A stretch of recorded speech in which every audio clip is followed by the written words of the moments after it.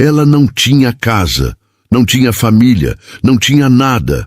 Mas todos os dias, essa garotinha sem teto fazia a mesma coisa.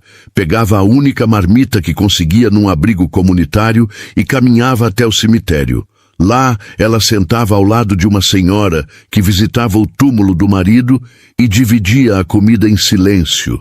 Dia após dia, as duas se tornaram inseparáveis. Até que numa tarde comum, quando a menina estendeu a marmita a homens de terno, com maletas nas mãos, chegaram e revelaram um segredo enterrado há décadas. Antes da história, inscreva-se no nosso canal. Nós damos vida às lembranças e vozes que nunca tiveram espaço, mas que carregam a sabedoria de uma vida inteira.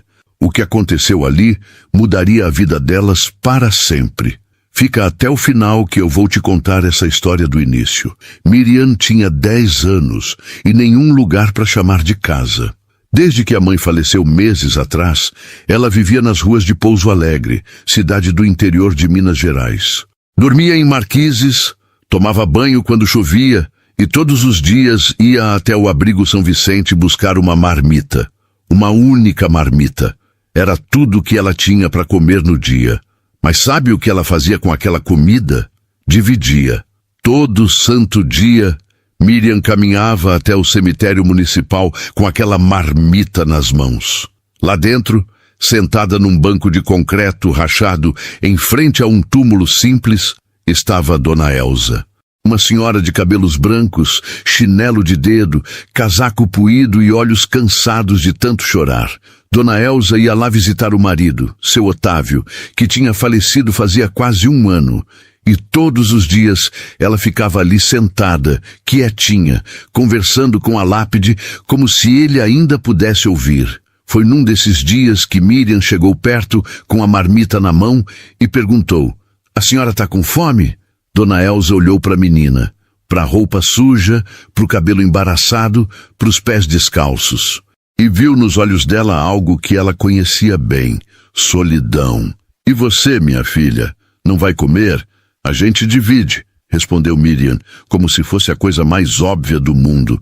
E foi assim que começou. Miriam abriu a marmita, tirou metade do arroz, feijão e um pedaço de frango e entregou para Dona Elza. As duas comeram em silêncio, sentadas lado a lado, enquanto o vento frio do fim de tarde passava entre os túmulos. Nenhuma das duas perguntou nada, só comeram. E quando acabou, Miriam sorriu e disse: "Amanhã eu volto." E voltou. No dia seguinte, e no outro, e no outro. Semanas se passaram. O que era silêncio virou conversa. Dona Elza começou a contar histórias do marido, de como ele era carinhoso, trabalhador, e como eles tinham passado a vida toda juntinhos, mesmo sem ter quase nada. Ele era pedreiro, ela costureira. Viviam numa casinha simples na periferia, pagando aluguel, juntando moeda por moeda. "Ele era meu tudo", dizia Dona Elza com os olhos brilhando. "E agora que ele se foi, eu não sei mais para que eu tô aqui." Miriam escutava tudo com atenção. Às vezes segurava a mão da senhora. Outras vezes só ficava quieta, porque sabia que tem dor que palavra nenhuma cura. E Dona Elza também ouvia. Miriam contava da mãe, de como ela tinha ficado doente de repente, de como não teve dinheiro para o remédio, de como ela faleceu num hospital público enquanto Miriam esperava do lado de fora. A menina falava sem chorar, mas dava para sentir o peso de cada palavra. "Eu sei que minha mãe está no céu", dizia Miriam, "mas às vezes eu sinto falta de abraçar ela, sabe?" Dona Elza abraçava a menina. E ali, entre túmulos e silêncio, as duas se tornaram família.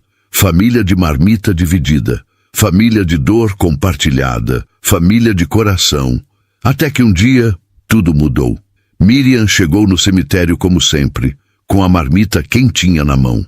Mas quando se aproximou para entregar a marmita para Dona Elza, homens de terno, maletas de couro com papéis nas mãos, chegaram e começaram a conversar com Dona Elza, que estava sentada, pálida, olhando para os homens como se estivesse vendo fantasma. "Dona Elza?"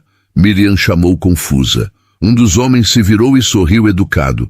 mas continuou falando com a senhora. A senhora é a única herdeira legal. Seu falecido esposo, Otávio Almeida da Silva, deixou em testamento registrado em cartório uma herança no valor de 300 milhões de reais, além de uma mansão de 1.200 metros quadrados no bairro nobre da cidade. Silêncio. Miriam piscou. Dona Elza falou. Isso não pode ser verdade. Ela sussurrou. Meu Otávio era pedreiro. A gente não tinha nada. Pois é, senhora. Mas ele tinha. E nunca contou. O advogado abriu uma pasta e mostrou documentos, fotos, certidões. Ele herdou de um tio distante há anos, mas preferiu viver de forma simples. Deixou tudo registrado em nome da senhora. E agora, com o falecimento dele e o prazo legal cumprido, a herança é oficialmente sua. Miriam largou a marmita no chão, pegou a mão dela e disse: Vó Elza, a senhora está bem? A senhora olhou para a menina com lágrimas escorrendo pelo rosto. Minha filha, eu não sei o que fazer. Os advogados foram gentis.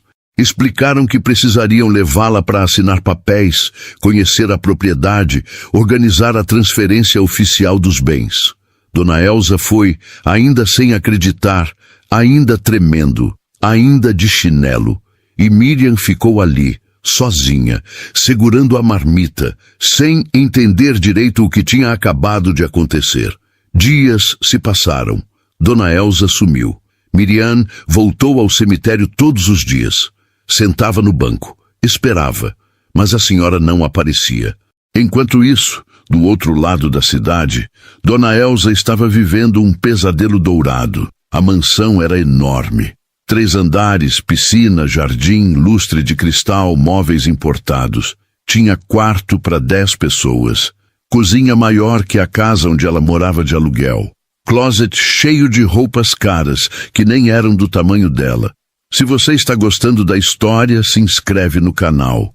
E se prepara para esse final emocionante. Mas ela se sentia vazia. Dormia numa cama king size e chorava. Comia num jantar de mármore e sentia vazia. Olhava para o jardim iluminado e só conseguia pensar numa coisa. Cadê a Miriam? Aquela menina de rua, de marmita dividida, de abraço apertado. A única pessoa que ficou do lado dela quando ela não tinha nada. A única que não queria nada dela, só queria estar com ela. Eu não quero isso sozinha. Dona Elza disse para os advogados chorando. Eu quero a menina. Eu preciso da Miriam. Mas, senhora, ela é uma moradora de rua. Não tem documentos, não tem responsável legal. Então vocês vão me ajudar a encontrar ela. E vão me ajudar a dar uma família para ela, porque se não for com ela, eu não quero nada disso. Nada. Os advogados se entreolharam e viram que ela falava sério. Uma semana depois, Dona Elza voltou ao cemitério. Estava com roupa simples, cabelo preso, os mesmos chinelos de sempre. Quando Miriam a viu chegando, largou a marmita e correu. Vó Elza, a senhora sumiu. Eu pensei que... A menina caiu no colo da senhora e chorou. Chorou tudo que tinha segurado. Dona Elza abraçou ela com força, como se nunca mais fosse soltar. Eu não te abandonei, meu amor. Eu só estava resolvendo uma coisa muito importante. Miriam levantou o rosto, limpando as lágrimas. Que coisa? Dona Elza segurou o rosto da menina com as 2 mãos. Eu recebi uma herança, muito dinheiro, uma casa enorme, coisas que eu nunca sonhei ter. Mas sabe o que eu descobri nesses dias? Que nada disso vale nada se eu não tiver você comigo. Miriam piscou, confusa. Eu quero que você more comigo, Miriam. Quero te adotar de verdade. Quero ser sua avó de papel passado, de sobrenome, de tudo. Quero que você tenha uma cama, um quarto, roupa limpa, comida todo dia. Quero te colocar na escola. Quero cuidar de você. Você aceita? A menina ficou muda. Os olhos encheram de lágrima de novo. E quando ela conseguiu falar, foi só uma palavra. Aceito. 3 meses depois, a adoção foi oficializada. Miriam agora tinha nome completo. Miriam Almeida da Silva.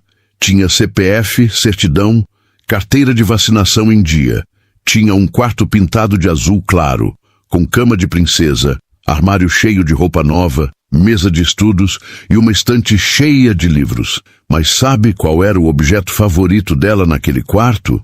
A marmita da última refeição que fizeram no cemitério.